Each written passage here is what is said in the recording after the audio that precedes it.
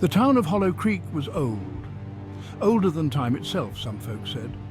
The houses creaked and the trees whispered secrets on the wind.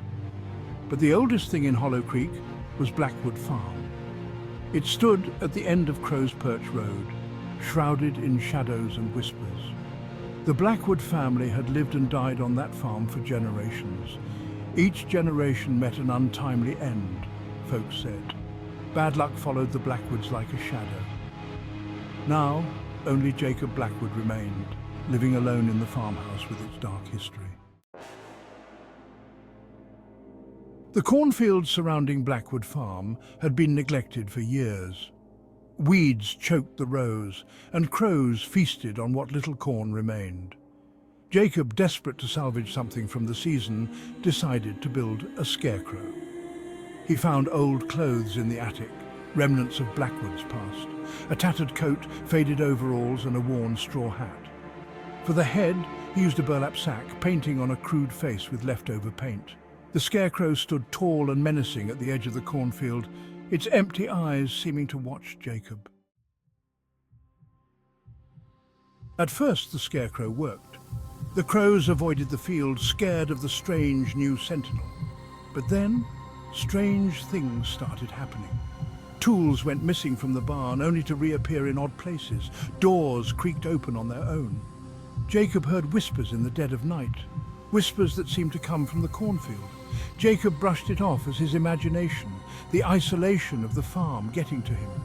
He had always been a practical man, not one for ghost stories. But the whispers persisted, and the strange occurrences became more frequent. One evening, as the sun dipped below the horizon, Jacob noticed something strange. He was returning from town, his truck rattling down Crow's Perch Road. As he approached the farm, he saw the scarecrow. But it was different. Its head, which had been facing straight ahead, was now turned, as if watching him approach. Jacob stopped the truck, his heart pounding in his chest. He stared at the scarecrow, his eyes wide with disbelief. It was just the wind, he told himself, but deep down, a cold dread crept into his gut. Section 5. Nightmares and Whispers.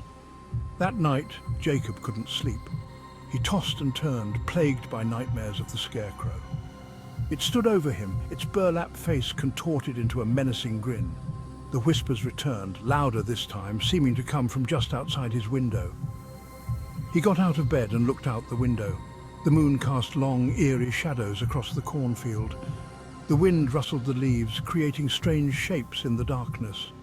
And then he saw it, the scarecrow. It was closer now, standing just at the edge of the woods, its head tilted, as if watching him. Section 6. The Eyes. Jacob stumbled back from the window, his heart racing. He had to do something. This had gone too far. He grabbed his flashlight and rushed outside, determined to prove to himself that he was just imagining things. He shone the flashlight on the scarecrow, the beam cutting through the darkness, and then he gasped. The scarecrow's eyes, once empty sockets, were now glowing red. 2 pinpoints of malevolent light staring straight at him. Section 7. Confronting Fear.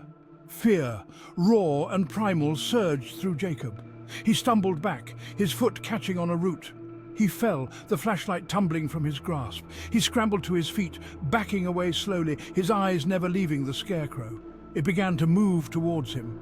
Slow at first, then faster, its ragged clothes flapping in the wind. Jacob turned and ran, his breath catching in his throat. He could hear the scarecrow behind him, its heavy footsteps pounding the earth. Section 8. Destruction. Jacob ran towards the barn, the only place he could think of. He slammed the doors shut behind him, the sound echoing in the stillness. He fumbled for the lock, his hands shaking. He heard the scarecrow slamming against the doors, its raspy breathing sending chills down his spine. Jacob huddled in the corner, his eyes wide with terror, as the scarecrow raged outside. The sounds of its fury filled the night, the wood of the barn groaning under its assault. Then, as quickly as it began, it stopped. Silence descended once more. Section 9. A new day, a new Scarecrow.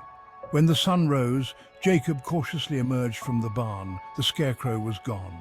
He searched the farm, his heart still pounding, but it was nowhere to be found.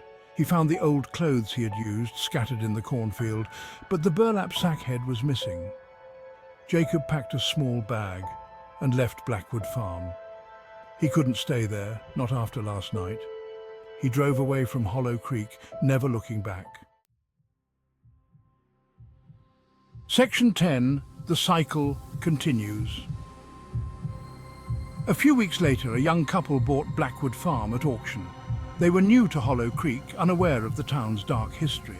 The cornfield needed tending, so the young man decided to build a scarecrow. He found some old clothes in the attic, remnants of the previous owner. For the head, he used a burlap sack, painting on a crude face with leftover paint. The scarecrow stood tall and menacing at the edge of the cornfield, its empty eyes seeming to watch him, and somewhere deep in the woods a single burlap sack lay hidden, waiting.